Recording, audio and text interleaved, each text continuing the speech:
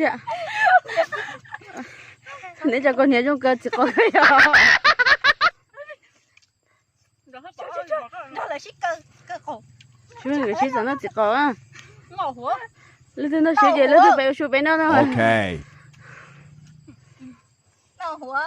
nó sao giải nó toàn rồi Hay không nó xỉu. cái sợ của dân của nó Nó thời gian kề. nó cái dân kề rồi phải nói nó sử dụng nó phải làm gì không tại cái sử dụng nó phải nói tôi dân chuyện rồi anh mới ngồi nó anh mới thích nó Cái trò chuyện lên đây. con được chưa Chờ con đùa. sao chờ gì rồi nó chủ sợ luôn nó Nó chưa nó con nó rồi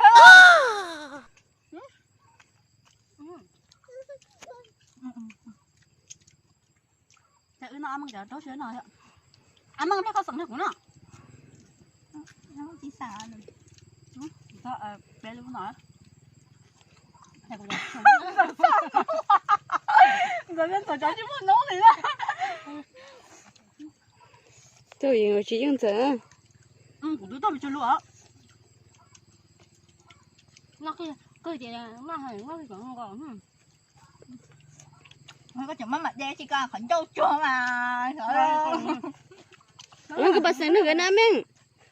Nó luôn à. Nó. Mình. giờ tôi sợ nó làm gì con Ý tôi đi cho lối tao đang gọt thao. Cái nào rồi? Phải dẫn Nó nó cái chứ nào? sao? nó lửa ấy của sao Tôi chỉ. Nhưng mà nó con bố nó em hả luôn. Chào cô có chị mới xia chị nào chị qua chị nè. rồi thế thì có chuyện thôi nó thấy chúng nó hay là có rồi Cho hay luôn. Dữ dằn. chứ còn sợ chứ luôn nó trụng